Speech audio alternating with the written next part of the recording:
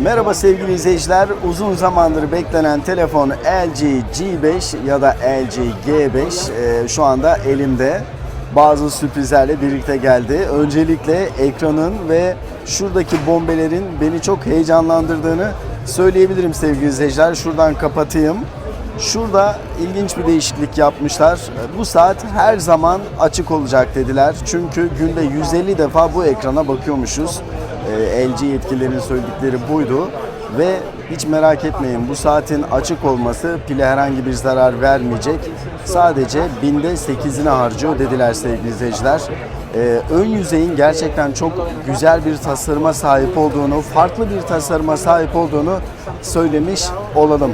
Arka tarafta bir parmak izi okuyucusu var. Aynı zamanda bu ekranı kapatıp açan bir buton sevgili izleyiciler. Yan tarafta şurada görmüş olduğunuz gibi herhangi bir buton yok.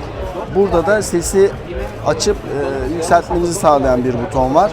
Şurada da ilginç bir buton var. Bunun ne olduğunu birazdan sizlere söyleyeceğim. Tek parça metal bir çerçeve var sevgili izleyiciler. Ve batarya değişebiliyor. Aslında biraz bilgi vereyim. Buraya bastırıp şu aşağıyı çektiğimde, bunu birazdan yapacağım. Şimdi yapmamamın sebebi buradaki ekranda gidecek. Çünkü pil çıkartılabiliyor ve değiştirilebiliyor. Aynı zamanda diğer hafıza kartı yuvası da yine bu çıkartılan tarafta. Peki bazı özelliklerine bakalım. Öncelikle şu ekranı bir açalım. Ekrandaki netlik, canlılık gerçekten müthiş sevgili izleyiciler. 5.3 inçlik bir ekran var. LG G4'ün ya da LG G4'ün ekranı 5.5 inçti. Şimdi 5.3 inçlik yine Quad HD IPS bir ekran var sevgili izleyiciler. Bu ekranda çektiğim bazı fotoğrafları sizlere göstereyim. Bu benim çektiğim bir selfie.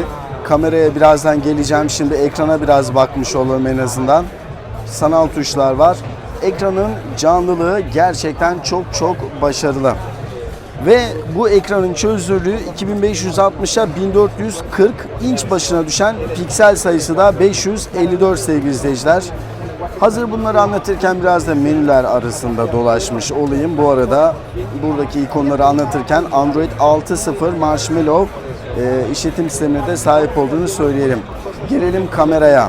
Arkada gördüğümüz kamera 16 megapiksellik bir kamera. Yalnız kamera konusunda sevgili izleyiciler, LG yetkilileri çok önem verdiler. Dediler ki 135 derece açıyla çekiyoruz. Bu da insan gözüne en yakın açı olarak lanse ettiler. Ön tarafta da 8 megapiksellik yine geniş açılı bir kamera var sevgili izleyiciler. Çektiğimiz fotoğrafları gördünüz. Bu ön kamera ile çekilmiş bir fotoğraf.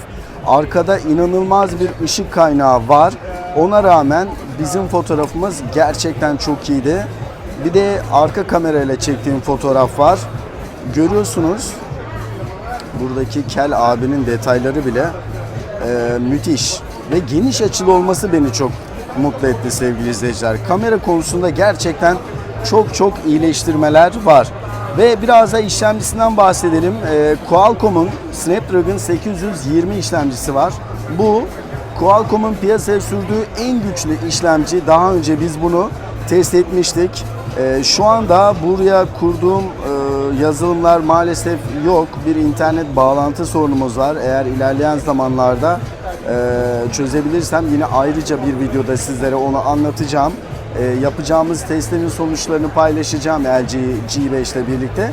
Snapdragon 820'nin aslında test sonuçlarını sizlerle paylaşmıştık. Ortaya müthiş sonuçlar çıkmıştı ve LG G5'te Snapdragon 820 var sevgili izleyiciler.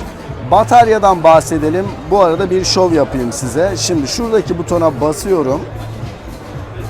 Bastıktan sonra hemen şöyle yapıyorum ve hop, alarmı da çalıştırdım. Hay Allah, birazdan gelecekler buraya. Gelmediler. Bu bataryayı çıkartan buton arkadaşlar. Şimdi biraz elime, şu engel beni gerçekten zorluyor.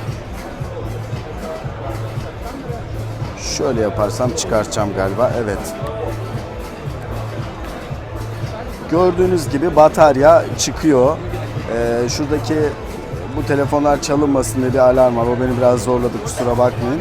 Evet, gördüğünüz gibi batarya çıkıyor arkadaşlar. Bu gerçekten telefon kullanıcılarının beklediği bir özellik. Bu arada bataryadan bahsedeyim. 2800 miliamperlik bir batarya var. LG G4'e göre bir 200 miliamperlik düşüş var ama Snapdragon 820 ile beraber gelen iyileştirmeler zannediyorum bu düşüşü pek aratmayacak sevgili dostlar. 2800 miliamperlik batarya işte böyle çıkartılabiliyor, hatta değiştirilebiliyor da. Şimdi LG'nin az önceki sunumda gösterdiği bazı yenilikler var. Yani burası çıkartılabilen bölüm bazı yeni aksesuarların da takılmasını sağlıyor. LG'nin yeni oyun arkadaşları olarak tanıtılar. İşte bunlar arasında bir kamerayı iyileştiren bir bölüm var sevgili izleyiciler. Belki birazdan ayrı bir videoda görürüz. Şuraya takıyoruz. Buraya taktığımızda bir fotoğraf makinesine dönüşebiliyor. Ek bir batarya haline gelmiş oluyor. Bir sürü aksesuarı var. Bu arada telefon 4 ayrı renkte piyasaya sürülecek. Elimde şu anda grisini görüyorsunuz. Quick Charge 3.0 çok önemli. Bir dakika, bomba bir yeniliği size anlatmayı unuttum. Şimdi bunu çıkartırsam biraz ötecek ama USB Type-C destekliyor. Aslında çıkartayım. Şurası yani USB Type-C'yi destekliyor. Bu da şu anlama geliyor sevgili izleyiciler. Yeni nesil şarj etme platformuna sahip olacak. Ve bununla birlikte Quick Charge 3.0 var. Bu Qualcomm'un Snapdragon 820'siyle gelen bir özellikti. Böylece çok kısa sürede yani 30-35 dakika gibi bir sürede siz %80'ini şarj etmiş olacaksınız sevgili izleyiciler. Ses konusunda da çok ciddi iyileştirmeler var. Dolby Digital'la beraber çalışılmış. Bazı aksesuarlarla da birlikte çok başarılı bir telefon haline geliyor. Evet, burada başka anlatabileceğim özelliklerden bir tanesi de 4 GB'lık RAM'i. Biraz da menüler arasında dolaşayım bunları anlatırken. 4 GB'lık RAM'e sahip sevgili izleyiciler. Orada 1 GB'lık bir önceki modele göre bir artırım oldu. 32 GB'lık dahili bir hafıza var. Siz bunu arka taraftaki kart okuyucusuyla birlikte 2 TB'a, evet yanlış duymadınız, telefonun hafızasını 2 TB'a kadar yükseltebiliyorsunuz. Menüler arasında dolaşarak biraz ön incelememizi sonlandıralım. Şöyle yakınlaştırayım menüleri size. Burada ekranla ilgili ayarlarımız var. Google servisleri, parmak izi okuyucu. Parmak izi okuyucu arkadaşlar burada. LED'leri görüyorsunuz. Burada çok gerçekçi fotoğraflar çekelim diye bazı LED'ler var. Ayarlar bu şekilde. LG'nin çok başarılı bulduğum o hızlı menüsü o da burada. Ekran paylaşma, dosya paylaşma, gördüğünüz gibi. Burada management uygulamalarını görüyorsunuz. Bataryayı daha performanslı kullanabilmeniz için birçok Android işleticisinde olduğu gibi Google servisleri bir arada. Evet. LG G5 ya da LG G5 nasıl okuyorsunuz bilmiyorum. Firma LG G5 olarak adlandırıyor Türkiye'de. Gerçekten beni çok heyecanlandıran, özellikle iş ortaklıkları çok önemli sevgili izleyiciler. Çünkü LG'nin sunumunda sadece bu telefon değil, iş ortakları da ön plana çıktı. Aksesuarlarla, örneğin sanal gözlük, örneğin 360 derece çekim yapabilen bir kamera gibi birçok aksesuarı da desteklediği için gerçekten beni çok heyecanlandırdı. En çok beğendiğim özelliği de fotoğraf çekebiliyor olması, çok iyi fotoğraf çekebiliyor olması, özür dilerim. Şu anda sevgili eşimden yardım alıyorum. Bu videoyu da bir iPhone'la çekiyoruz. Belki bu fotoğraf kalitesinden sonra, bazı testlerden sonra LG G5 kullanır mıyız? Ne diyorsun? Ben kullanırım açıkçası. Beğendin mi? Selfie'yi beğendin mi? Çok beğendim. Fotoğraftan ilk test yapıldı. Fotoğrafı beğenildi. Evet dostlar, ön incelememiz şimdilik bu kadar.